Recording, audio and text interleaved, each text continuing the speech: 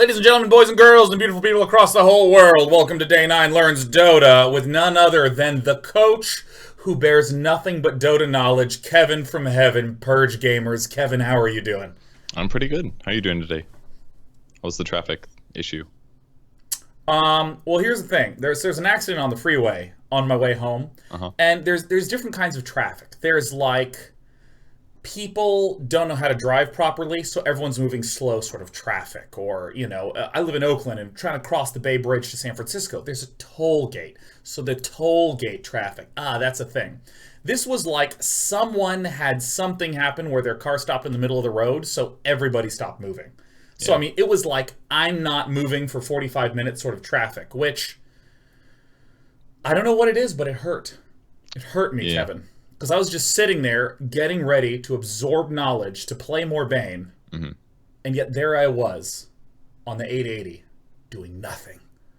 It's okay. I'm a little glad you were slightly late because I went to the dog park right before this.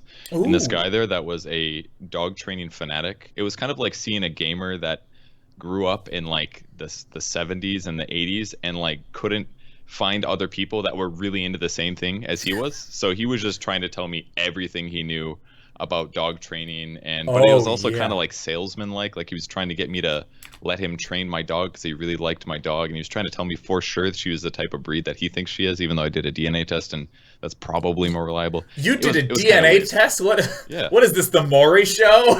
you get a mix of dog and you want to know what it is. You can either talk about it every other day for the rest of your life, or you can pay $80 to get that shit out of there. I want to grow up and become a girlfriend of yours, man, and just get you to like be put in the situation where you want to know what my heritage is, so you like draw a sample of blood from my bone. You get a little bit of day 9 bone marrow right there. No pun intended. That's a little extreme. You just throw the swab in the mouth and get some skin cells. That's all it takes. Oh, that's all it takes, says Kevin to future girlfriend Sean, man. Just like, hey baby, here, let me just cotton swab. There it is. Now I know who you are at your core. That's great. Yeah. That's one way to communicate with my dog, I guess. Yeah, so you had a good day at the dog park, and I assume it took long is what you were building up to. Basically, I didn't do a whole lot other than let this guy try to sell me on how good he was at dog training and all of these different styles. We talked about martial arts for a little bit. He was like, these moves, that's like learning the ABCs. But he's like, but this? Oh my God. They didn't teach you. It was very weird. Weird guy. I mean, you should take everything that you learn in dog training and use it as a bicyclist. Like when you want to turn left, and then everyone will know. It's not as good at proving his points, is what I'm trying to say. It's trying to tell me how there is a deeper level. It's like, dude, come on, I know this. I know, come on. I know there's ultra next level stuff in various fields of interest. I have to go home and do Dota, please. Well, speaking of Dota, tell us a little bit about what is on the docket for today. Well, before you do, just to recap, we've done a large variety of lessons up to this point, and thus far there's been a lot of foundational things like trading, early lane pressure, how to set up ganks properly, how to think about items, what the item mechanics themselves are, and so on and so forth. And we're hitting the point where I would say that these concepts are a little bit more potentially relevant, but they don't necessarily show up in every game. Like I've been feeling that in the last lesson or two, like high ground defense or setting up to break high ground. Sometimes you dumpster the opponent in some mid-map team fight and you walk up to the tower and it's straightforward. So today's lesson you brought up was tower taking and roast strategy. Yep, and it's a aspect of the game that is probably more relevant than high grounding because there's pretty much always at least one conflict around a tower at some point in every game that you play. But what we're going to try to focus on is basically taking an actually good look at the map and kind of understanding what the implications are. And to be honest, I've never really done this often either. So just writing the lesson plan, it was like the typical thing for the show where I'm like looking at things and figuring it out. And it's just kind of fun to do theory crafting why things feel like they do. So we're going to try to jumpstart you on that a little bit rather than saying like, hey, let's do a game where you do a 5-man push strategy and like it's too difficult to set up those circumstances, and it's better just to look around the map and really understand things. This reminds me of, I think in the very first conversation we ever had about this particular show, I was showing you a VOD of a Lina who killed her tower in mid, farmed for a little bit, and then went to bottom lane. And I said, I have absolutely no idea why Lena's going to bottom lane right now. I have zero clue. I don't even know why she's standing here in the trees. It doesn't make any sense. And I remember you saying, it's completely obvious to me that that's what needs to happen, but I can't. I don't quite know how to explain why, other than it's just dead obvious. And like, it reminds me now, like, hey, this was a destroying first tower moment in that video. Will it be relevant to that conversation? And there's a lot of learning stuff for Dota for that your average player just doesn't understand why they feel a certain way. But we're going to try to figure some of that out, and hopefully it will make it easier to execute those sorts of strategies when it comes down to it. So the first things that we're going to talk about is the basics of tower pressure again.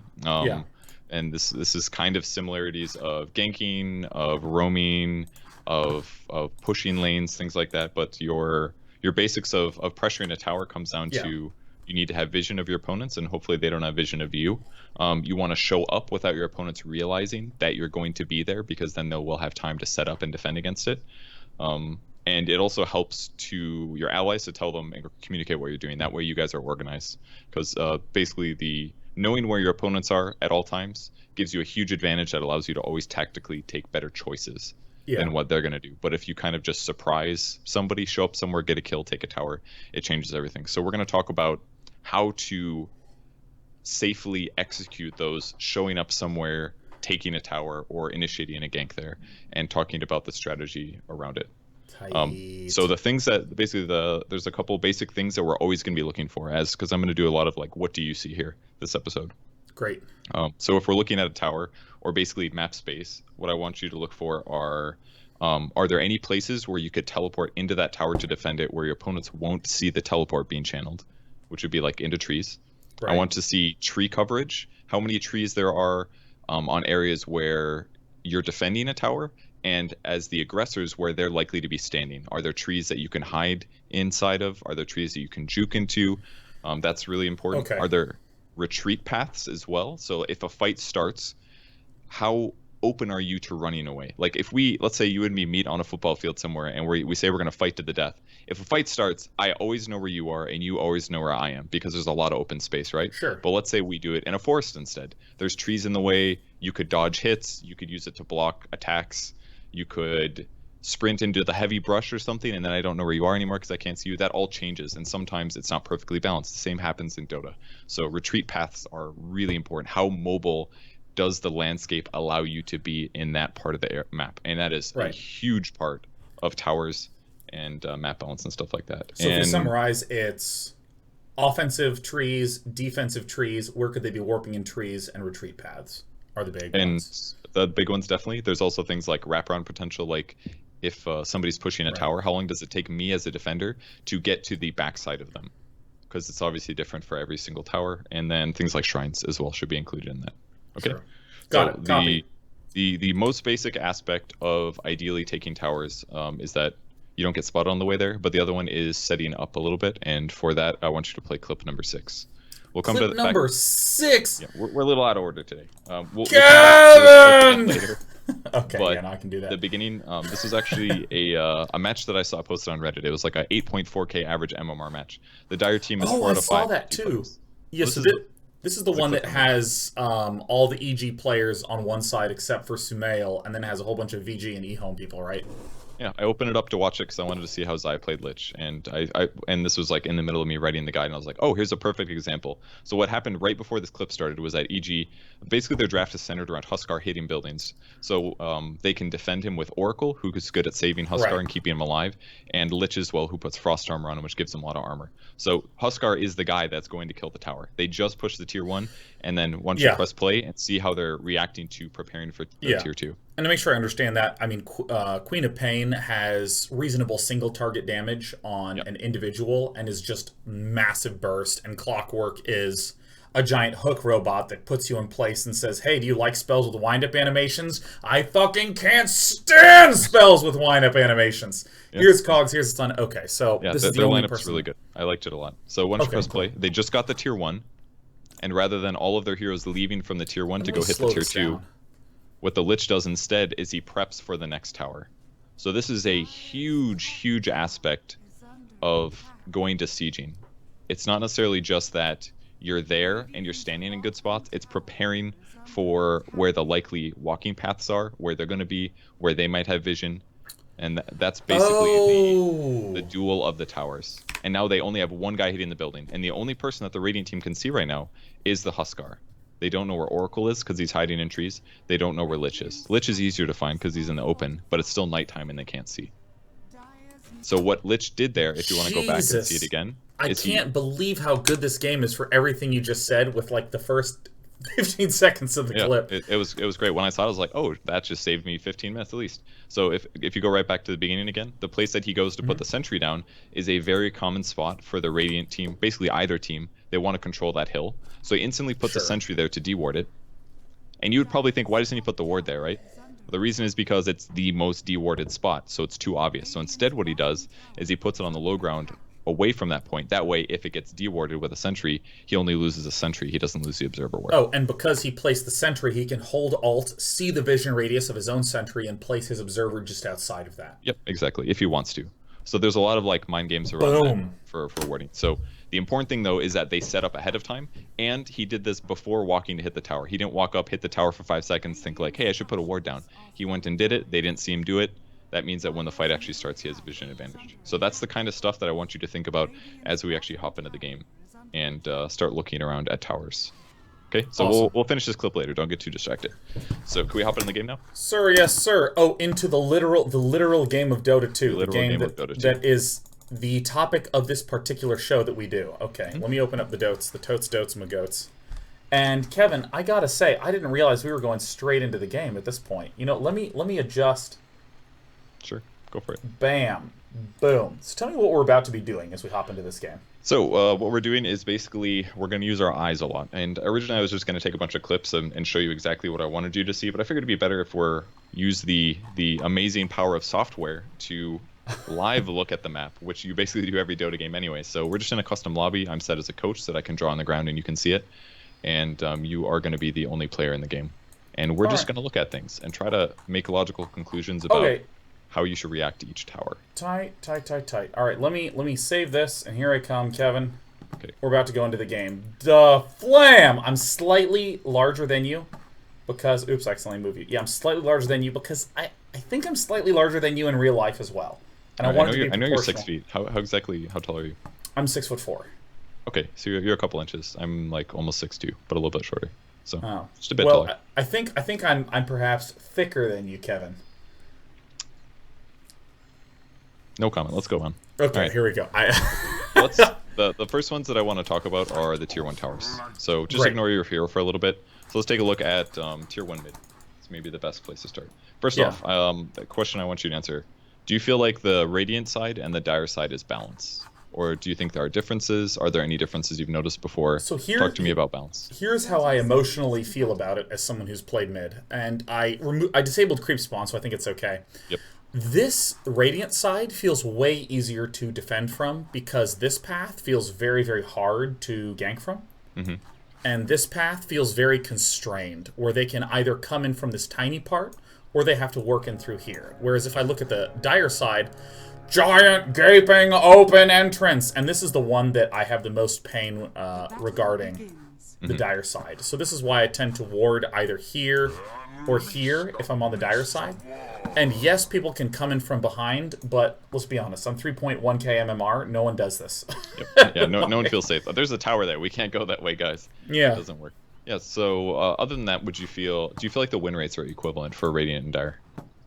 Okay, so I know nothing about the official win rates, but I would assume that this side, Radiant mid, is in better shape. Okay, what about like just plain? Like let's say you press find match and you get put on Radiant versus Dire. Which one would you guess has the higher win rate on average? I would guess Radiant. Okay, I don't know what the answer is right now. It's kind of changed over time. Like for example, Roche wasn't always in the middle. It used to be like if you look over at the Dire tier 1 mid, it used to be like right here. Roche was no, not there. Most recently, it used to be like here-ish on the map. It was like here, and then didn't it used to before that be kind of like here, entering and going to the right? Yeah. Yep. So it's pretty much always Dire favored. This part of this map version is slightly more balanced because it's in the middle of both sides of the map.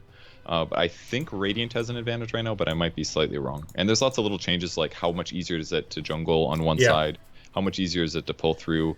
Things like you pointed out, the mid lanes are slightly different. Can But I, go Kevin? ahead. Can I get onto a soapbox for a moment? Absolutely, go ahead. This soapbox does not require Dota, but I just want to say, here is a firm belief that I have, a conviction that is deep within me. I do not believe that balance means 50-50. I do not believe that that's what balance means. Balanced is a sensation that someone feels where they always believe that they have hope. There's a lot of stuff that they can do that gives them the idea that they have control over the situation if only they played a little better. And for that reason, I really admire the fact that Dota has an absolutely asymmetric map. Yep. It's just, the jungle is just a tree here, a tree there, whatever, you know? It almost looks like someone sneezed trees onto a battlefield and they said, that'll do, and then they went live.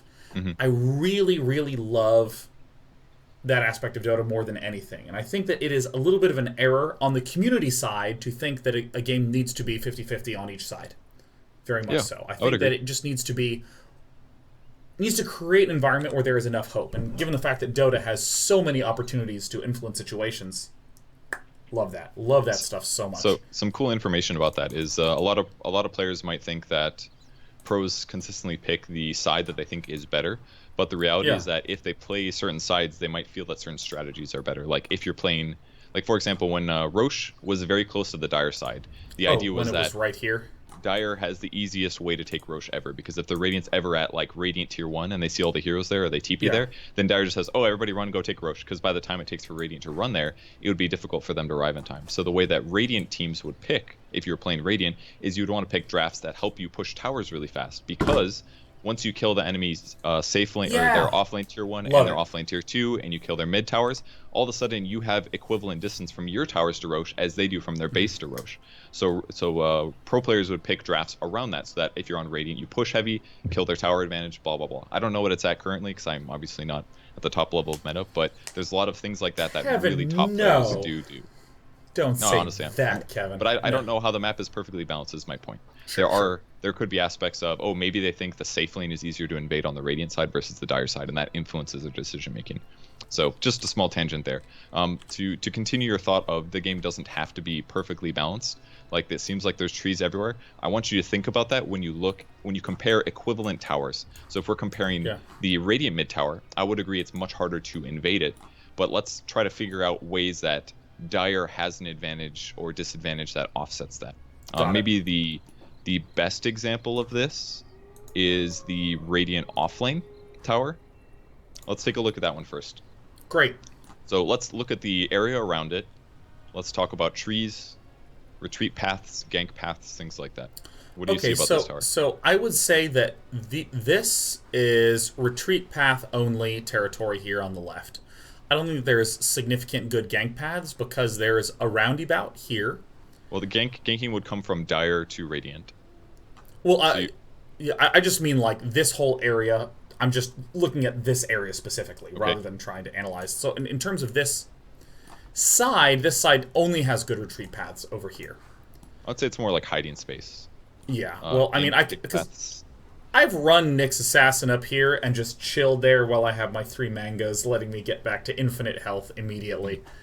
But now if we go over to the this side over here, the gank paths are really difficult because all of them basically achieve vision of a player in lane when the tower can shoot them. Mm-hmm.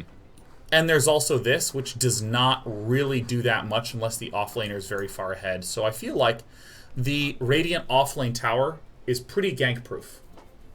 It's good. I think you're thinking too much of the laning stage, and you need to think more about like later stages. Like imagine that 5 Dire heroes come up and they try to take this tower. Okay. Like how easy is it? Like for example, if we look at the ground right here, this is like a very limited area that they can go for. If shit hits the fan and they're standing right here, they have 2 ways to run. They either go this way or they go this way. Right. So it's very easy for the Radiant to predict where they're going to be. Like you're amazing at drawing arrows.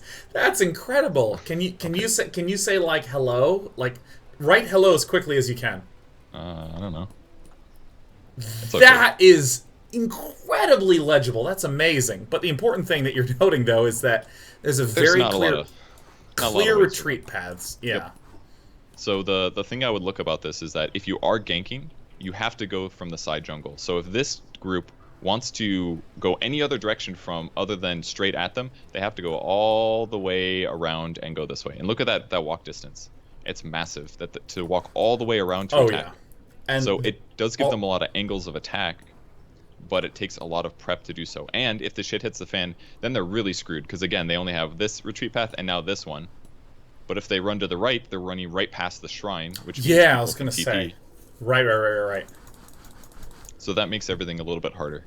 So like weak retreat paths, basically, very difficult to look for heroes to kill without the tower seeing you, because these are the two places where everybody's going to stand defensively.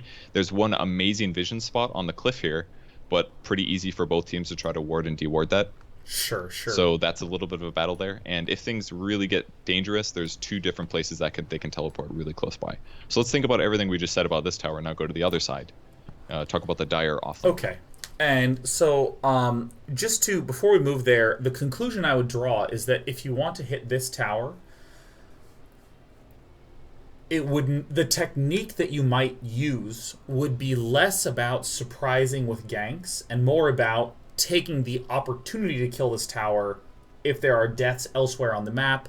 Split pushing kills here, something like just straight muscle. Like I have Lena and Viper long range bombed this tower from afar, and that's the type of thing that would make more sense because the heroes in this box are safe, avoiding all the vulnerabilities of this shrine and this tower.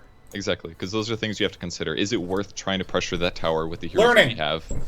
Or do they have a axe with a blink dagger, which makes this dangerous? Or do they have a blink Tidehunter who can blink ravage us? So maybe it's better, like you said, to split push it, because we don't want to force a confrontation here because it's dangerous. Those are the kinds of things that you need to keep in mind. Yeah. And that's why ganking is so good before you take towers, because if they just do this like smoke, wrap 3 heroes in, and then just attack from the side and blow up 2 supports, then the tower will be easy to take. So in a lot of cases, you just don't want to take a 5v5 around towers because of some of these inherent disadvantages. But we're going to try to keep spotting some of these factors, and then hopefully you can use that to influence your decision-making more so than, this feels dangerous, which is pretty much exclusively how I thought of it before really sitting down and trying to figure out why I felt like that. Kevin, the god of Dota. Love it. So let's think about the dire offlane now in comparison. Let's see some similarities. Look at the area. Let's look at retreat paths, places where wards can be, hiding spots, stuff like that. Okay, so right away, I'm looking at this centralized position here that has a lot of the same qualities as the offlane. Where right here, there is a retreat path off to this side. Can I actually draw on the map? Can I? You cannot as a player, unfortunately, which is why. You can draw on the map, though, if you want. All right, I've drawn an angry face there. That's good. I can ping here, right? So this is one retreat path from the center area here. This is one retreat path from the center area here. It has that big similarity. Now, if I look at this area... Wait, before you move on, I would say the big difference is that this is way larger. You can just easily check this by looking back at the other side again. Okay, I'm heading to the look at the other surface side right area. now. Like it's a thinner rectangle, right? Jesus, yeah. So that means teams approaching to push that tower have more space on the radiant side when trying to pressure this tower. God. Okay, and the escape paths are actually way better because you can go this way, you can go this way. There's way more space here to run. You can also run to the right if you want. Oh, wow. Wow. I forgot about this right path. And I didn't even consider the width of the retreat path on the Radiant offlane. It makes a big difference. The dire offlane. Lower chance to get stunned. Maybe there's a Earthshaker Fissure that doesn't block you because the path is wider. There's a lot of things like that. More space to dodge a Pudge Hook. So that's just aggressive heroes pressuring this tower. Think about the other stuff too. There's lots of juke paths for retreating heroes, so that they can like get tricky if they're trying to escape after the fight goes bad.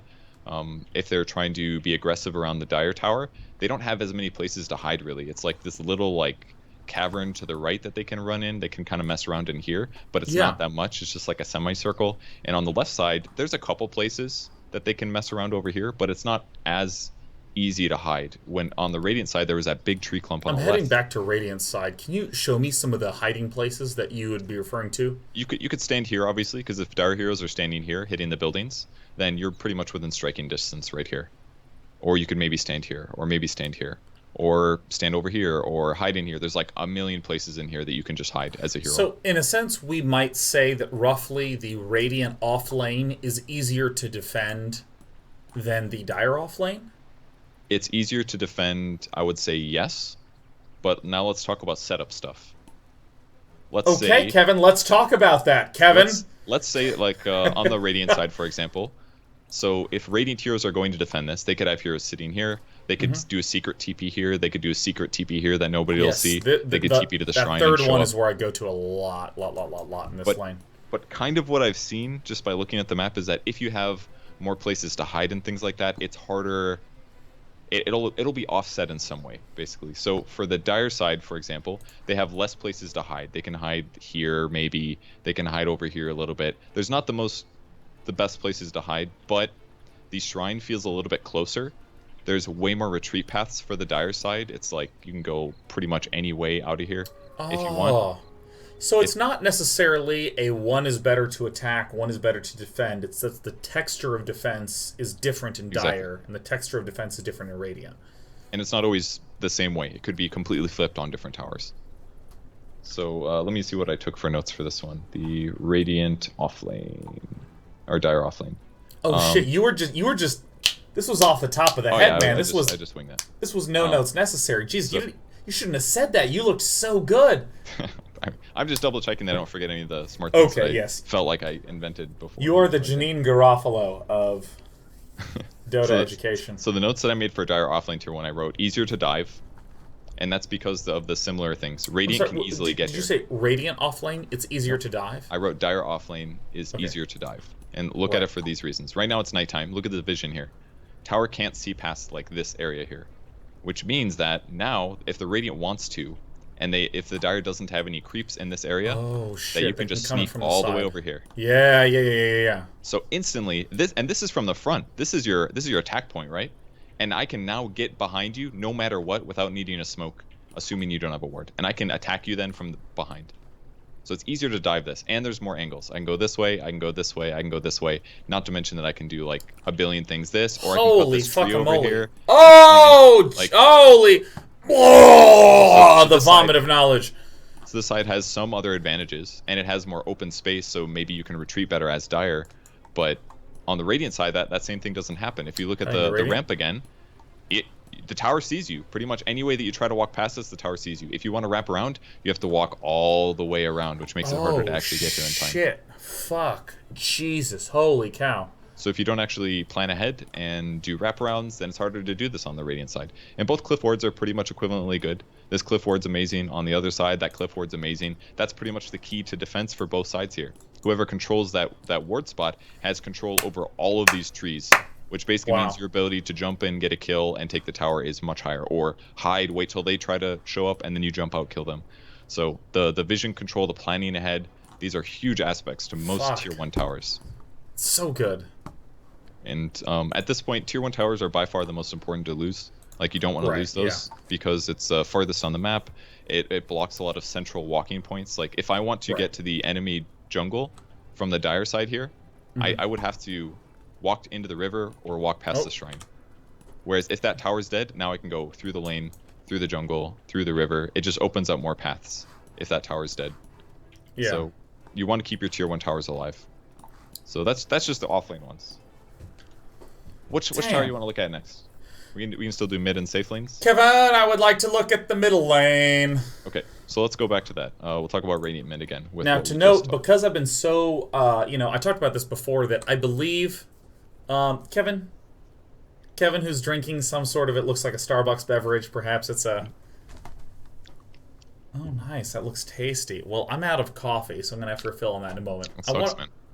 I want to talk about something slightly tangential. Okay. That still relates eventually. The thesis of all of Day 9's speech is that he gets there eventually. I was watching this incredible lecture about people who do their work as passions, and what the orator talked about was how a lot of the people who do their work as passions, the work didn't start as a passion. They didn't love what they did initially, but they developed a skill about it over time, and eventually they loved it so much, and it was the work that they did, that's what we wind up seeing, not the start. And you looked at, for instance, this NBA player who started when he was in 6th or 7th grade, just played his very first pickup game of basketball where he made a few good shots, helped his team win, and got that social reinforcement that said, hey, you did a really good job. Nice work. You helped us win. And that felt good from a social perspective. He didn't understand a lot about the game. He just understood that feeling. And the way that a lot of people's passions develop is they get that initial social reinforcement where they feel, wow, I was better. I was good. That felt nice to be rewarded. And then whenever they hit a roadblock, they have this positivity that they've experienced that provides them the drive to overcome that obstacle, to once again return to that reward, kind of like, wow, you've only been playing for 3 weeks, you're really good at that skill level, and so on and so forth. And the thing that winds up happening is it's a snowball effect, where the initial social reinforcement winds up propelling you to a place of expertise, where eventually you don't need the social reinforcement. It's your knowledge and understanding and skill that actually matters to you as a person, less so other people telling you that sort of thing. That was the initial impetus. And I think about this a lot whenever I'm trying to develop a new skill, because one of the corollaries of this is that if you start doing something and you suck, you just need to get past that period where you suck to get to the place of some moderate level of expertise, right? The way that most people do it is that they receive positive reinforcement socially. Whoa, that was really good experience. Or I guess in Dota, it would be like, whoa, you went 20-0 in whatever position you were in. Good for you. And you think, I'm the man at 1.1k MMR, right? It just feels good. Yep. It feels good. You might not be the best player literally, but you feel like the best player in the moment. And that's what helps you propel past. So what I've tried to do, and a lot of the things that I try to develop as expertises or knowledge, skills or whatever the hell, is to just say, this is going to suck for 20 hours. This is going to be terrible. I'm just going to keep banging my head against the wall for a long time, whether it be trying to relearn Unity or trying to get into some kind of music that I don't listen to normally. It's just going to be terrible for 20 hours, and then you hit that point. And so I have been delving really, really hard into trying to learn the support role a lot. Like trying to just make myself play Bane again and again and again and again. And if the people I'm playing with are choosing supports, I choose Nyx because at least I can be supportive-y in the mid-game. Yeah! Yep. And as a result, and this is, again, slightly tangential to the point, I haven't been in mid lane for so long, Kevin. I have not played mid since they've introduced 5 melee creeps to the mid lane. I miss mid. I need to learn mid. I've been banging my head against the unpleasurable wall of trying to do pull-throughs as Bane. Not going well? It's going much better because, again, I'm banging my head against the wall and I can do pull-throughs, I'd say, 70% of the time as opposed to 0% of the time. So you're basically saying you're ready to talk about mid. That's what you're trying to say. I'm saying I'm excited to talk about mid because I miss it. And then I wanted to throw that thing in because I think it's valuable, because I think too often people think learning is fun. Learning sucks ass initially, because all that happens when you're initially learning is someone says, that's wrong, this is wrong. Oh, that's your favorite thing to do? Well, it's wrong, this is wrong, doesn't feel good. And the important thing is not to say, I suck, it's just to say that's normal. That's very, very normal, and that's okay, and it's good. And I don't know, I just kind of want to say that because I think there's a lot of people who try to learn Dota and they have that experience where they feel bad or they think that they suck, and that's... They think that their teammates are always mad at them because they're bad, and... Yeah, and I mean, it's really terrible when your teammates are shitting on you. I mean, I've gotten upset about that for certain too, but I think that that's important to just say, you're gonna suck at the thing that you're trying to be good at, and that just means you're learning. It doesn't mean you're terrible. It just means you're learning and that that's normal and that's okay. So I just want to... That's why I said I wanted to get on a soapbox. I mean, I'm 6'4", Kevin. Listen, watch me here. You can just stand there. Uh-oh. He's soapboxing. Let's see what happens. Oh, Kevin! Okay. Your size multiplies. Yeah. Soapbox mode. Sure. Okay. Back to mid lane. We're looking at the mid tower. We already talked a little bit about it, but let's return back to your excellent analysis. So the things you talked about were the approach ramps are... Yes. Safer if you're playing Radiant. It's more difficult for people to gank you. And I would agree with that. That's kind of a problem. But what about people diving you from different angles, like the back angles, for example? Okay, so dives are way easier on the Radiant side because you have a path up on this top side here. You have a path through this little tree here. You have a path through this little back end here. Yeah, and I mean, like, most of the layers are only one tree thick. Like, I had a guy dive me by killing off this tree right here. I don't know if you can see it on my thing. You killed this one here. Yeah, this particular tree here, or this particular tree, both of those open it up. Whereas if we go to this side, this has a, much like my image capture compared to yours, this jungle is thick. Yeah. It's a thick jungle right here, which means there's really no opportunity to cut through here. So either you come in... Two. What'd you say? I think you need like two. You need to cut like two trees. It'd probably be like this one here and... Oh, I can see like that one this right one there. here, I think. Yeah. But it takes a lot, definitely. Yeah, I watched a gank of yours. I don't remember what you were playing, maybe Nature's Prophet, where you cut through these two trees. Yeah, I can't remember. But I remember you told me about it, yeah. Yeah. Probably guys, this one and this one here, and that would get you in as well. I believe it was closer to this bottom side. You just bombed in right behind someone who is here. I'm pretty sure this was a tree that was cut. YouTube.com/Purge Gamers. But yeah, go find the video. It's one of them. Yeah, one of the last 10 uploaded. So this is way harder to cut through to dive. This has a lot of dive potential for sure. But the difference is that it takes forever to get all the way over here. Because if you want to dive this, you have to approach from anywhere here. Oh, you can't see that on the map. You basically have to approach from like one of these huge angles, like somewhere on that side of the map. You can't get over here unless you either wrap all the way around and come this way, which is just super resource intensive. But whereas on the Radiant side, you can actually, like right now, I could just walk up, come this way, and get in. You won't even see me, as long as there's no creeps past this part. Holy cow. So it's actually, in some ways, it is harder to gank the mid at the start of the game, but a little bit later, like night times, it's in some ways easier. So it's harder to gank in some ways, better in other ways. Yeah, I mean, we're at nighttime right now, and you can pretty much see almost every entry path except this far back one. Yep. And except this huge wraparound one. Whereas, exactly like you said, Jesus, it's right here. Man, this is... I almost want to make this the Ice Frog Appreciation episode of the Dota team doing subtle stuff to create different advantages for each position.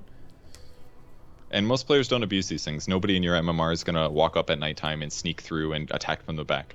They'll just walk up to the tower, show 5 heroes, and be like, well, I guess we'll push, and they'll slowly take it. But that gives you the ability to actually react appropriately, because you'll see them coming. And the other thing to remember is where would you put wards to protect against these things? So what would you do in the mid lane here? Now we got day vision, so it's a little bit easier, but the places that your opponents are likely to walk through, or gank from, is usually where you're going to want to put your observer wards. Okay, so if I'm Radiant, I don't necessarily want to place up here. Here would give me ward control of this top ward. But if I wanted to defend from ganks, I would place it up at this point, or somewhere in this rough area. Somewhere here can actually spot a sliver in here sometimes, and a lot of heroes will hide right here, waiting to initiate. And it'll spot people going this way. Wow. If they go like this. That one's pretty good. Gee, holy fucking shit, Kevin. Jesus. Oh my god. Or I would consider putting it to the left by the Ancients, like somewhere up here. That way you can spot the other Ancients to your left. Oh, I'm sorry, yes. Yep, over here. That way you can spot maybe a Pudge waiting over here to hook you, or a hero that's maybe going to wrap around, something like this, to approach, or not to mention spot people that are going to hide in this tree clump here. That could be decent. But it all depends on what heroes they are, where those heroes are likely to stand. So you can look at the enemy heroes, be like, oh, it's a Pudge with a hook, it's a Clockwork with a hook shot, so he's going to probably come from the side angle, and you just need to adjust your vision according to what you're playing against. So for instance, this top area here seems much more likely for a Pudge hook, because not only does it have the good angle here, but also it's a very safe path for teammates to come up to help me out when I do successfully hook. Whereas down here, yes, it shares that same property that I can hook from an angle, surprising me, avoiding the creep lane, but it's much less safe because it's in between 1-2 warp in points with essentially a retreat path directly through the middle. And there's also a cliff here, of course, on the upper side. So that means that if you get somebody out of position here, there's only 2 retreat paths now, which is this way or this way, both of which kind of suck. So these are some of the things that you should think about occasionally. And after writing this, I basically want to use this as I play to be like, oh, how should we approach this? Where should we stand? Where is going to give us a slightly lower chance to win a fight? Where is it gonna... You can see the best players and best teams doing this a lot. I really started noticing OG doing this. I don't remember what tournament. The one where they played a lot of Phoenix Void, which I think was maybe Manila. Yeah. They did a lot of this where they would only take fights in certain areas, and if it was a different place, they would all back off, and then they would wait because they knew they had the high ground. They had high ground vision. That way anybody approaching towards them isn't going to be able to see them as well, which could give them better initiations. Just small edges that could happen based on map advantages like that are pretty crazy. So that's just the beginning of the episode. We can definitely cover some more stuff. We have we want to play clip number 1 actually. Clip number 1, Kevin. Nothing would please me more than playing clip number 1 if I can find it. Just be an example of a tower defense, basically. So got a Radiant team pushing on the Dire. The Dire has a bunch of dead heroes. Sand King's going to respawn and TP to the Shrine, which gives him pretty good attack points from the side. Keep it if you want to pause it right here for a sec. This is not really possible on the Radiant side. If you TP to the Radiant Shrine, the one that's south of our current camera positioning, I can actually have to still walk open through it up right here. Yeah, if you TP'd to this shrine, you would still have to essentially walk through the vision range. And then when you approach, you're just attacking from the front, which isn't as good. Whereas the Sand King already has an angle of attack. He's already behind the puck, technically. He can easily get a stun off on the Kunkka if needed. So there's little advantages like that happen as well. Now, ultimately, it isn't the best fight for the Dire team, and things go kind of rough, but he did put a ward on the low ground as he approached, which helped, so he could see his opponents better at nighttime. Sure. But it's just subtle things like that that just seem so overlookable. Like you just see it happening, you're like, oh yeah, but there's a shrine there, he TP's, obvious, right? Yeah. But it affects his chances of how many different ways can he actually defend the mid lane or attack and do things. So the other really important lane is probably the safe lane. We can talk about that one next. Safe lanes for both sides kind of dictate a lot of tempo in the game. Because if you lose your safe lane tower, there's nowhere easy to last hit. Your whole jungle is kind of feeling exposed at that point. The closest TPs are tier 2 and a shrine. And if you have a carry like a Spectre or an anti-mage that doesn't have its Battle Fury, you need that safe lane farm and levels to get to a good place. So knowing how these towers have strengths and weaknesses really affects whether or not you can win your early game and then set good tempo. And then that's something that really started happening maybe like a year and a half ago, is that teams would basically do smokes and run like 3 heroes at the safe lane as soon as their carry hit level 6, and they would take a fight there. Because they knew if they won that fight and dove the tower, they'd sometimes kill the carry and they'd take the safe lane tower. In the meantime, they throw the support in the safe lane to farm a Blink Dagger. And it just it changes the game a lot.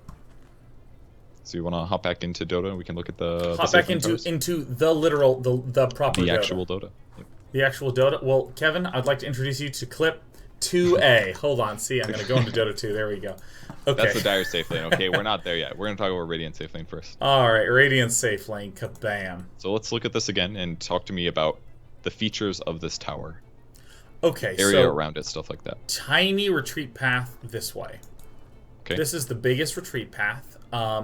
In terms of gank paths from below, essentially none. There's the giant U of holy shit, I'm about to die, which is excellent for warping in. I like to warp in here. I like to warp in here. Lots of paths. Oh, you forgot all the way in the back. You forgot this little corner here. Ooh! There's also one to the left over here. That's pretty good. Just a little bit of a U. Yeah. So you showed me before that if you cut this white tree, or if you cut this slightly lighter tree, these provide 2 gank paths in. But for the most part, there's a single gank path here. This is the one gank path. And other than that,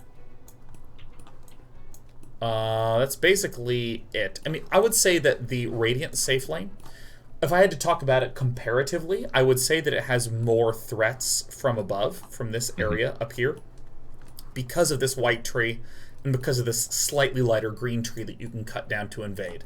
Now, if I flip that and I go over to the Dire side jungle, the Dire side has this tree that you can cut, and other than that, I believe you can cut this tree. Is that right? Yep, that one there. But then it's a way farther away and much wider path here. So I feel like the vision opportunities on the Dire side are way better compared to this, where it's kind of like this area.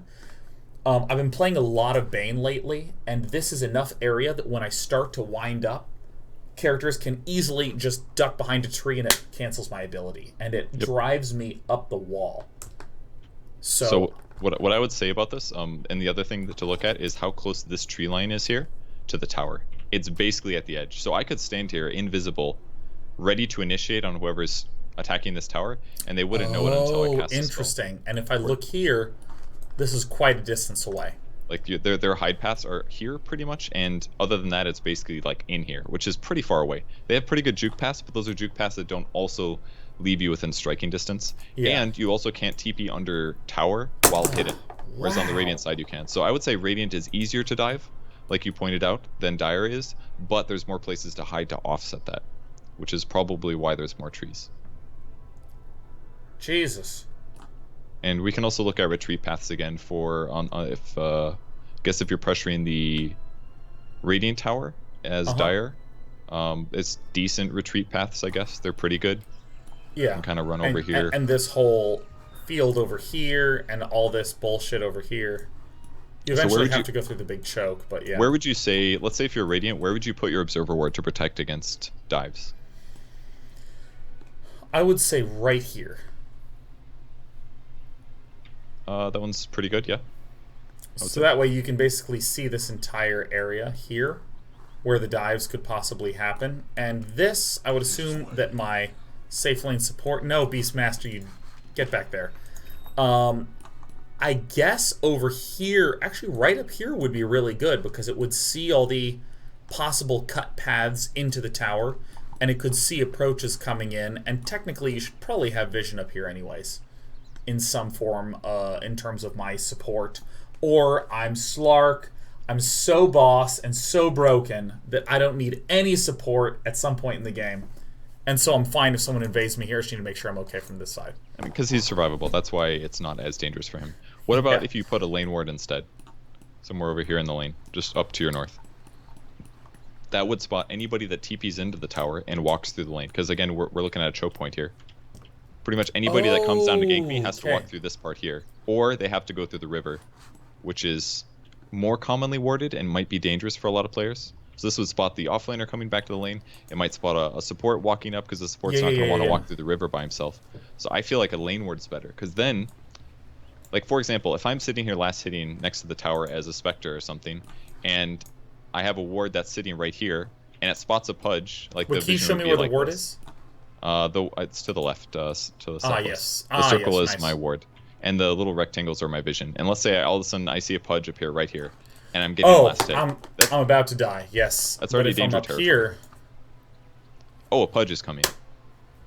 Oh, hey, there's another support TPing in. They're gonna dive me. Then you TP somewhere else. And so the obvious place would be right here where I've made this green box. And if I wanted to be tricksy, I might do something like place it right here so it has a box of vision, or place it all the way to the right so it has a box of vision this way.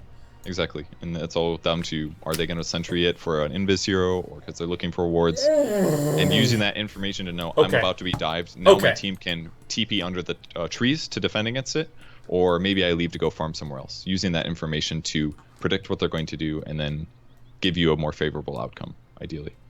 You want to play clip number 3? Kevin, I want to play clip number 3. Good. Okay, let me go ahead and mute this Dota music so that way we can come on here and get unadulterated clip 3 action. Again, this is slowed down slightly. This is Dire Team pressuring. They have, what, 3 heroes here right now? Some small graphical bugs. People can TP in, but they don't see it coming because of the tree cover. There's so many places on the Radiant side you can do this. They didn't put a sentry down to protect against the invis hero. Gonna see shrapnels everywhere, another TP from the Slark. And at this point, he's pretty much, the troll's just extremely out of position. And they didn't even get to see that the sniper's coming. Whereas if you imagine doing that kind of like a late TP thing on the Dire team, have you ever done that? Like, for example, Radiant team's pushing your Dire tier 1 in the safe lane, and then your team's like, let's go defend it. You start TPing and you finish your TP, and they just jump on you and they kill you. I feel like that I've had either jump on and kill, or we warp in and we all have to show and they just fall back and nothing really happens. Yeah. Whereas on the Radiant side, it's easier to get people in position than take the fight when you want to. So again, easier to dive, but easier to set up. And then they take a good fight because of this. A lot of trees die, which is really sad. So part of the reason I wanted you to pick Beastmaster, because I thought it was interesting. If these dire heroes had a Beastmaster, for example, and as they approached, they just killed all those trees by the tower, then all of a sudden the map changes. Your opponents can't TP in without you seeing it. They can't be in melee range ready to cast a spell on you. They'd have to walk forward and you'd see them coming. It changes almost everything. So if you just kill trees, use Wave of Terror, maybe use Beastmaster's Hawk to scout the places where their opponents are likely to approach from, it completely changes how you're able to take fights there. So if you're on the dire side, for example, while your Beastmaster's walking, where would you want to ward? Where would I want to ward? I'm sorry, on Radiant safe lane as a dire attacking hero. As a dire attacking hero. Yep. If I want to kill this Radiant safe lane, where would you put a ward? Okay, so I'd want to make sure that there's only people who can possibly come in from here. There's no way to ward in here effectively. Yeah. So actually probably the initial places that I pointed to, which would be right here or right here. Those don't work because Radiant heroes aren't going to stand there if they're looking to defend unless they see you coming and they're waiting over there. Really? Because well, in that case, I don't know. Well, Radiant heroes are always going to stand near their tower. That's where the people can TP into. They're going to have juke paths and easy backup. So the place they are usually going to stand is either to the left a little bit more in this little tree clump over here, hiding behind the trees, or they're going to be in here, or they might be in this other tree clump on the right side. That's where they're going to be almost always. Or they might be playing in this small area here just to peek their head out, see if they see anybody, and then they're going to fly home. So having a ward over here as dire doesn't actually help you that much. All it spots is rotations coming from the mid lane. So the best place to actually ward is somewhere like here. Because that way, they have vision of all of this. So if anybody does a lazy TP under tower, they see it. If they're ready to push and they have like 3 heroes just a little bit to your north, if they have their heroes sitting here ready to dive, and some support's like, haha, I'm coming to help defend the tower because my team called to defend, they see him walking forward, and then they just swing out and kill him. And as soon as they do that, not as many retreat paths here. This is like the shittiest place to defend basically for Radiant. It's far from the tower, it's really far from the other tower, and their only escape is basically to the left, nothing else. So this is the place you want to kill heroes if you can. And then that would lead them to, hey, we got to kill. Let's go dive, look for somebody over here, kill that guy, take the tower. Right. So this vision, if you're Radiant, for example, and your opponents are pushing, putting a sentry behind the tower here is really, really good to do. Because very often, this is like one of the easiest D wards. If they're pressuring, gearing up to push your tower or pressuring it, put a sentry back here. And very often you'll get an observer ward. Huh. So if for setup, Radiant might want to ward in the lane, they might want to ward in the side jungle, they might want a sentry behind the tower. Those are all options for setting up. And like I showed in that Lich Zai clip before, whoever sets up first is almost always going to have an advantage because they're going to see people getting into position, know which angles they're going to take, know how to take it, know how many players they might need, things like that. And here is what you were talking about with cutting the down of the trees. I meant actually this patch down here. These trees are maybe, I don't know if I'd want to break them as Radiant, but if I'm dire and diving and these trees are all gone, it's so much easier now. So now I can see if anybody's hiding here. Oh my god, and the tree respawn time is 4 minutes? It's like 5, I think. There is a command to respawn them if you want. It's just dash trees. Yeah. But you have to stand away from them. Ooh. Ooh, baby.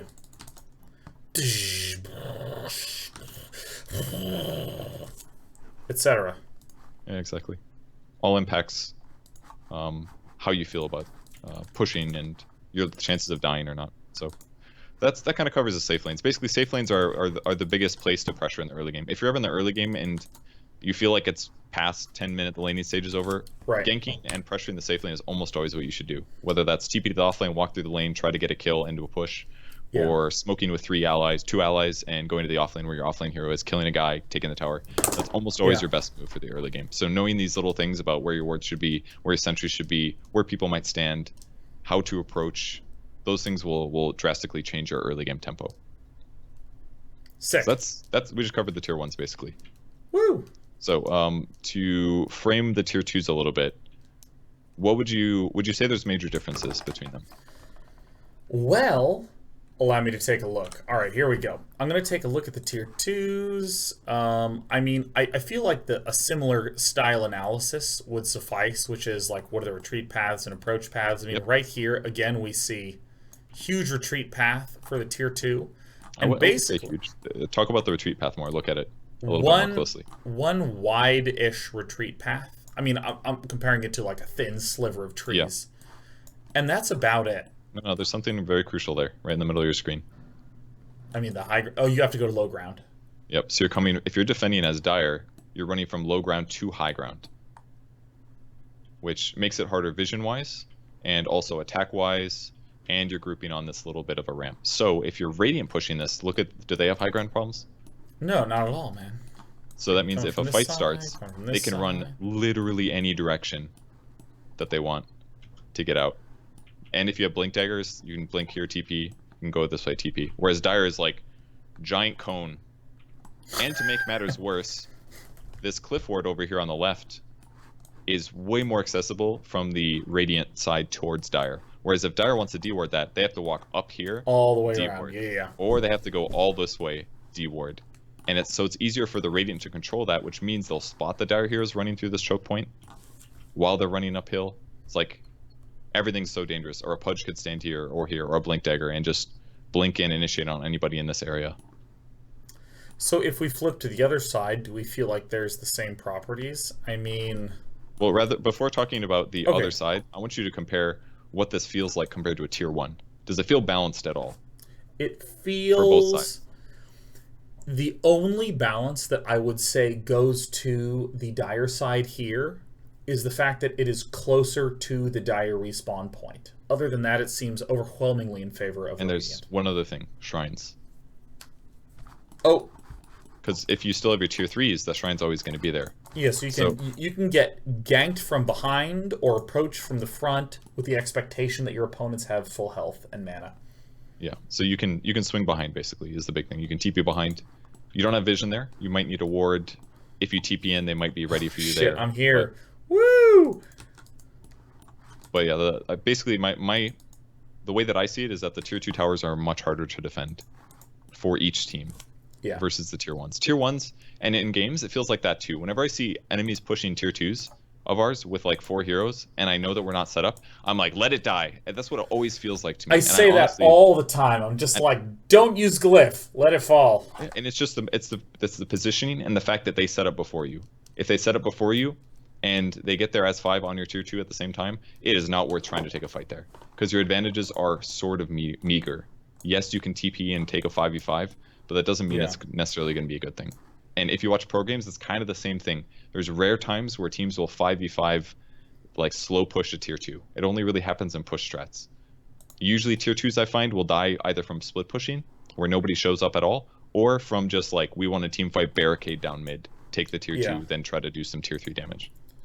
And if you look from this side, it's sort of the same story, where there's awkward angles to come up here from the Dire side. There's a huge area here, but then like it's come from the front, even come from behind. And the ward spot too. Amazing ward spot, very easy for Radiant, or the Radiant side to do it. Whereas Dire, if they want to deward it, walking up a cliff to put a ward down. Or walking up this cliff. Which are both possible if you're ahead of time, but if you're late and doing it at the same time that they're trying to push your tower, all the heroes are going to be hanging out in this area right here. I love to be Bane right there, Kevin. Because then they're just looking for any initiation opportunities. This Crystal Maiden walks up, puts a sentry down, starts throwing little ice balls, and then she dies, basically. Fucking CM. So tier 2s generally seem easier to dive. I'd say the only ones that are difficult to push where I would say maybe one side has an advantage is maybe the mid ones. But they're still a little uneven, I would say. Yep. The maybe Radiant tier 2 offlane is a little bit easier to defend. I'd say it's better than the Dire one. The space between the tower and the ramp is farther. There's this huge blockade of basically cliff to the right, so it's hard for heroes to swing around. Right. And hypothetically, if you're swinging around and a fight happens, then the pushing heroes and the swing around heroes are very separated by this big gulf, which makes it harder as well. So things like that, if they do try to wrap around and they're split a little bit, you can force your 5 to go to the right and take a 5v2 or 5v3 sometimes. Right. Again, cliff ward is really important nearby, and sentries behind the tower sometimes. Like the mid tier 2 on Dire is a really good example of that. If you take a look at that one really quick on Dire. Mid tier 2 on Dire, yes. Very, very easy to approach from the sides because you can always sneak past these trees. An observer ward in this area as Radiant is always good because it'll spot dire heroes being like, Holy hey, let's guacamole. go defend the tower, Yeah. and they'll just slowly walk down. But all of this area, a lot of retreat paths, but it's easy to spot with an observer ward, which is going to offset that advantage. Lots of cool ways how that works out in Dota. And if they want to defend this area to the southeast a little bit is kind of their, I'm going to wait here as the initiating heroes. They're basically, it's hard for Radiant to come over here, so I'm going to hide So weird here. to hear you say this and to have been in spots where I'm like, if I hide up here, I'll be better for engaging, right? Like with a blink dagger line, just be like. It's just kind of intuitive. Where if instead if you wait over here behind the tier 2, it's just dangerous because there's tons of trees. There's heroes that are likely going to be there. You don't have a ward that spots this area very well. There's a high ground here. There's a high ground here. Yeah, it's just dangerous, right? Whereas instead, most dire heroes will honestly play in this area. So Radiant heroes, to compensate for that, they put a ward near the Ancients. That way it spots some vision like over here. And then they know if there's heroes in that area and if they're going to swing around or if their opponents are going to actually do a full swing, like sneaking and attacking from the back, for example. Yeah. So a lot of Radiant teams, when they pressure this tier 2, they'll actually stand to the left, hitting it this way. Yeah, ideally with a ward on the shrine. That way they can see any wraparound TPs. But then they just safely do it this way, because if they know their opponents are all on the right side of the tower, they want to stand on the left side of the tower to keep as much distance in between them. That way they can't be initiated on as easily. Right. Alliance did this really well, I think. I don't remember what tournament it was. Maybe it was, I don't remember if they were at TI6 or not, but I remember them doing this, where they'd always siege from the left. That way, if they needed to retreat, they could instantly go up into high ground. Their opponents would have to chase up high ground in a little ramp. And they could run this way if they wanted to. It just made it very safe. And small adjustments like that can make a big difference. Of course. So we can power through some clips now. I think we've covered most of the stuff we need to, so we can just show some examples for supplementation. Let's hop into 2A and 2B. Hip hip 2A! So this is the dire perspective, I believe. So they saw the heroes rotating over. Yep. Because they had a ward. They saw Kunkka coming. Kunkka wastes his initiation. They now know that Kunkka's here. So now the team's like, hey, there's 2 heroes top. Maybe we should kill them. And look what happens. Somebody's going to rotate. So this is like you don't want to let your opponents know that you're showing up. If Kunkka shows up, they need to kill that guy right away on the first go. They can't mess around. But because they missed their first initiation, Senking gets to rotate over because they saw that, and then they get to have a good reaction. This clip cuts a little short, so why don't you play the next one? It'll show the Radiant perspective. All right, the Radiant perspective. Boom. Everything felt safe there for the Dire. Now we're on Radiant. And look at their vision.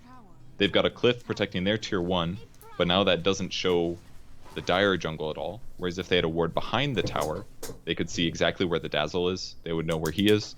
They could maybe spot the Sand King rotating over, for example. But instead it just turns into this stupid, like, 2v2 thing. And this is what happens all the time at low MMRs.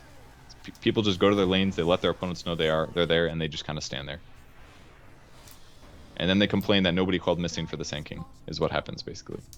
What did anybody call missing for the Sand King? Yeah, that sounds right.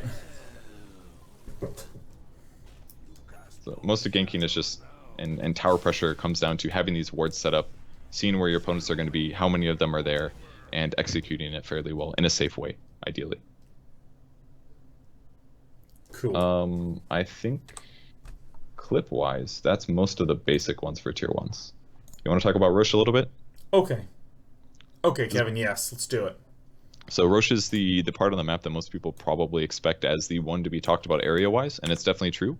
It's more commonly thought of that way, but I think there needs to be a lot of thought towards towers in the future. But let's talk about Roche. So yeah, describe the shape, talk about the areas nearby, where Radiant is likely to stand, where Dire is likely to stand, common wards they might want to put, sentries, things like that. Okay, so I mean, I feel I have a very simple opinion about this. It's virtually mirrored.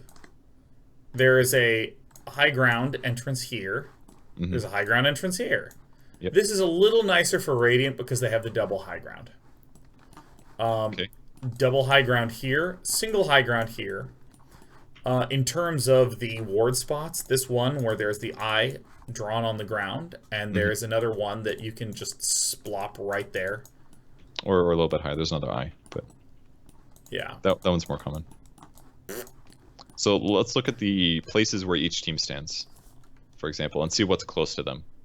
So for Dire, for example, Yep, right here. I stand here all the time, and there's inches a shrine away right there. from a shrine, very close. But let's look at the Radiant side. How far away is it from there to their shrine? Super far, but they do have the double high ground to offset that. I don't think it's that important, to be honest. Okay. And it's pretty easy for dire heroes to sneak over here, put a ward down, or put a ward up here. I play Brood War, man. High grounds are just like, well, we'll never be able to break it. I mean, it's definitely good, but at some point you're gonna have to come into the river. Basically, is usually what happens. It's difficult to get your opponents to be like, yeah, let's just lollygag up this double high ground, no problem. The only time it usually happens is if they're trying to deward most of the time. But if the 5 are standing here and the 5 are standing here, or better yet, if maybe like, let's say one team's in the Roche pit and Radiant's up here, they don't give a shit about their double high ground. It doesn't matter because they're gonna have to get into the pit and go start some shit. Makes sense, yeah. And if shit does happen, they have to run all the way over here for a shrine. Whereas the Dire is like, scoot, scoot, done. I'm there. That's like half the distance. So those are little like Dire advantages that they might have. And let's talk about the Roche pit itself. It's like a, I don't know, like a curved clamshell or something. Yeah. The openings are right here, but look at the space around it. Like technically it might make sense for Dire to stand on the right side of the Roche pit, but it's just this little rectangle. And if they're fighting there and shit hits the fan, they only have 2 escapes. Basically, it's either up or to the right. You don't really want to be blocked against a wall. Yeah, if you start losing the fight. On Radiant's kind of the same thing. Just a little bit of a rectangle on the side. So that's kind of why you can retreat straight to a shrine. You can, but standing over here in this kind of a gap, it's just like a corridor that you'd have to run through to even engage a Dire team, which could be on the right side. So that's basically the explanation why everybody stands at those 2 spots, because it just feels right, pretty much. And basically all the fight comes down to this cliff ward. If you're on the Dire side, you do not want Radiant to have vision advantage here, and ideally you would have it, because that will spot people approaching. And for the Radiant side, you usually want to just control wards in like this area here, because it could be wards could be here, they could be here. Whereas if you did try to place it up on this high ground spot, it doesn't really spot any entries except for from the behind. Yeah, basically that ward is usually better for I want to ward on a cliff in the mid game to spot heroes that are like farming or maybe doing ancients or movement. We have a clip that kind of covers some of that. Clip number 7. Clip number 7 from heaven. Let's get it open. So Dire team, Radiant team. Okay, Radiant team taking Roche. Anti-mage can do it solo, but he's going to need coverage. They have a sentry in the front to spot against any invis heroes that might be approaching. Also to spot TA traps, actually. And see where they place the observer ward? Yep, along the significant entry path there. And can also spot TPs. Do you see what the Veno is doing? The Veno is throwing down... Okay, now this seems smart to me, which is you throw down the Plague Ward to convince the other side that you are getting vision via that way, which reduces the probability they will try to deward your actual ward. True, and there's another benefit. It shoots the goddamn Templar Assassin, Kevin. Okay, I don't know. No, that's it. But with what purpose? Was the refraction up? I didn't see. It's basically to prevent blink daggers. So if you take player-based damage, you can't blink for 3. Okay. So it's a double purpose. Get vision of them, and ideally you disable blink daggers. That way it's even harder for them to initiate. It's one of the big benefits of Venomancer is put wards throughout the jungle. That way, as they're approaching and chasing you, it's harder for them to have that mobility advantage. He tries to gale the Sand King, because if he gales the Sand King, then Sand King's going to take damage every 3 seconds, can't blink. So the way that they controlled this vision-wise was really effective. Yeah, they lost the Observer Ward, but they controlled the space where the Dire team might approach and take a fight near Roche. That's why just like sitting 5 in the Roche pit is so dangerous. You're clumped, your retreat paths are weak, maximizes their AoEs. You won't see them coming, so even if you reveal each other at the same time, you won't give them a perfect initiation. And maybe you see opportunities. So that's the kind of stuff that you have to always keep in mind when you're looking to take a fight. So it should always be about maximizing your chances in all circumstances. So, and that kind of covers most of everything. I might want to like browse through this, make sure I didn't miss any big points, but... Kevin, browse away. I think the big thing that I want to note is the idea of retreat paths, attack paths, defense paths, and their relationship to warding. Because I've talked about this before, that there's a lot of things in Dota that I do because people have said, just do them. Or I watch games and people do them. But there's that underlying why. Why the hell is this character buying this item? It took me so long to figure out why Lion bought a Blink Dagger, for instance. And same thing with wards. I try to place wards down in general. You know, I try to make like a ring around them useful things happen as a result of that, but I couldn't say why I would place the initial ward. I can say what the effect was if they accidentally wandered by, but I would not be able to be like, oh yeah, oh look at this, we're placing it to cover the defense paths that could possibly be there for the tier 2. So that's really interesting. Yeah, and also the same thing with the wards when it comes to the Roshan pit. Mm-hmm. You got to place your wards for a purpose. Knowing how they're going to play based on how you're playing, or how their heroes work, whether it's going to be ganking passively. Like if I'm playing against the Spectre and I know he's about to farm Radiance, I want to put wards deep in his jungle because I want to see where exactly he's farming. That way maybe we can smoke and kill him really fast. It's always warding with a purpose. Don't just like mindlessly, hey, there's an eye on the ground, I should put it on that, obviously. Yeah, why not? It fills in the gaps for the newer players, but it's going to get you de-warded a lot more often. Most of these I definitely made the point, especially tier 2s. Whoever gets there first and has the ward vision is almost always going to have the big advantage. Vision is almost everything because it cuts a lot of like tree jukes and things like that. Those advantages. I feel like we covered mostly everything. We killed it. Yeah, didn't place too many wards, but I think that's okay. This was wildly useful in terms of just literally drawing stuff around. I look forward to getting 50% of it correct when I play for the next 3 hours. I hopefully you get at least 50. I'm still probably going to be playing Bane for my games today. That's fine. Honestly, play whatever you want. Support. Yeah. Just when you're pressuring towers or when you're preparing to gank towers, try to remember where you should put wards. Yeah. Behind towers, put sentries there if you're defending. That's maybe one thing I should have mentioned. If you're defending a tier 2 as either team, make sure you put a sentry behind your tower because that's where the invis heroes will stand as you approach. Oh. That's important. I don't know if you've ever done that before, but nope, never have I ever. I've been the victim of it, but of course. That's where you stand as Nyx, right? You'll stand between the tier 2 and the tier 1, waiting for people to show up. And I've died there. And typically what someone should do is note that 2 + 2 = 4, right? That like that's why they put you got killed here, therefore there's sentries here, therefore I might want to put sentries here. Like I don't do that. I just go, the number 2. And I just keep sitting behind there with Nyx, and I never plant sentries myself. That's why it helps to play every hero too, because if you know how you play it, you can kind of predict how an other person might play it on average. I like to do this when playing Nyx, is where I like to gank. Therefore, if I'm a Crystal Maiden farming a creep wave, the Nyx is probably coming for me. Therefore, maybe I should put a sentry as I push this tower.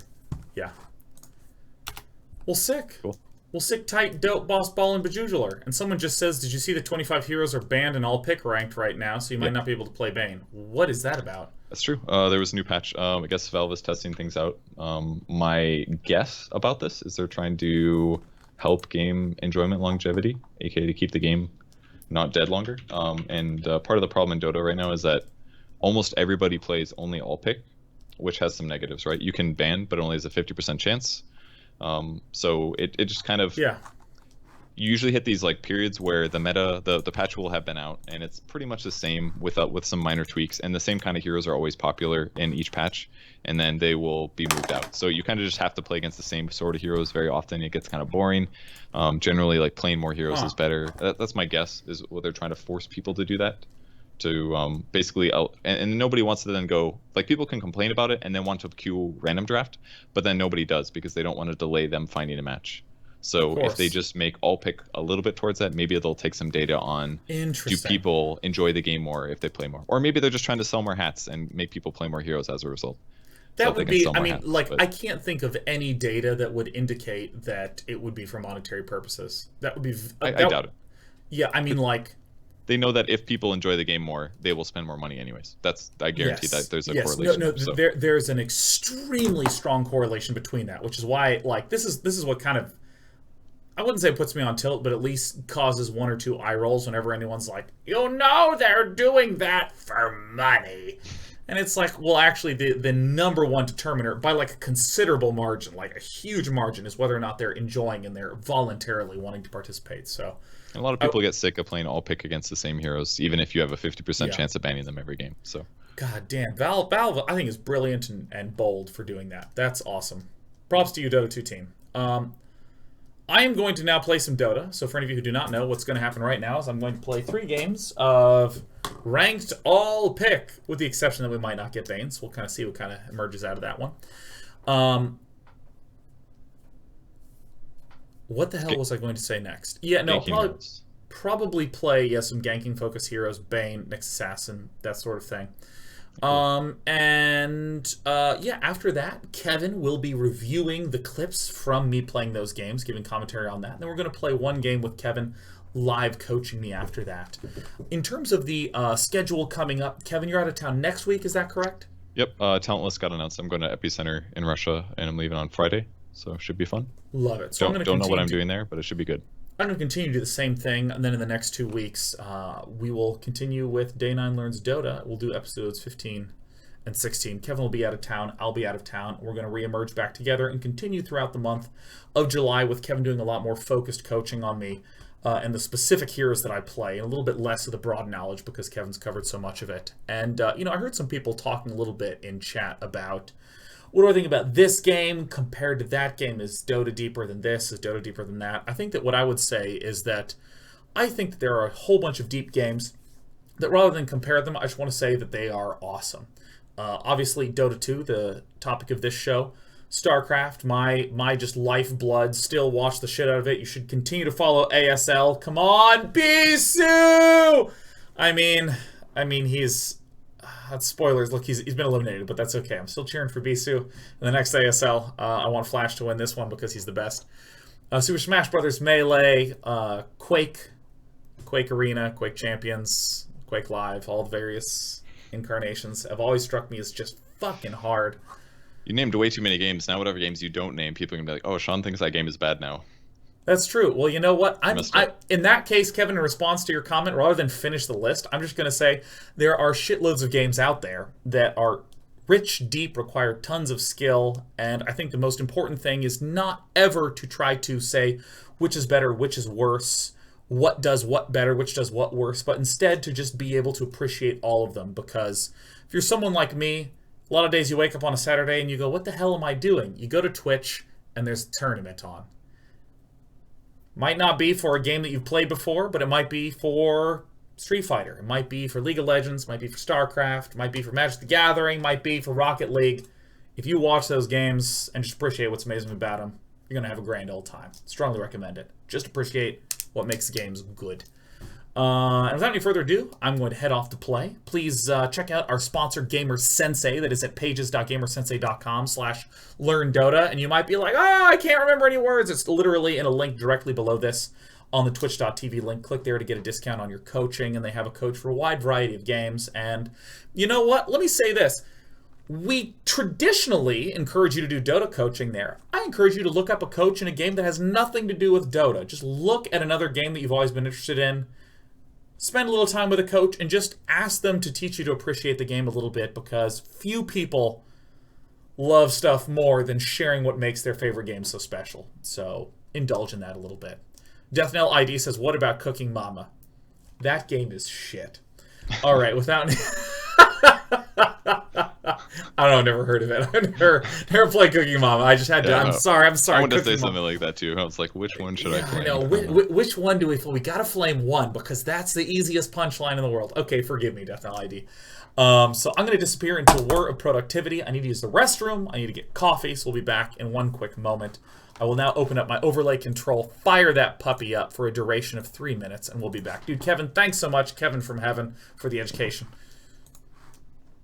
You the best, dog. All right, Kevin, you gotta say goodbye. Goodbye. I did. I just. All right, hung up. There you go.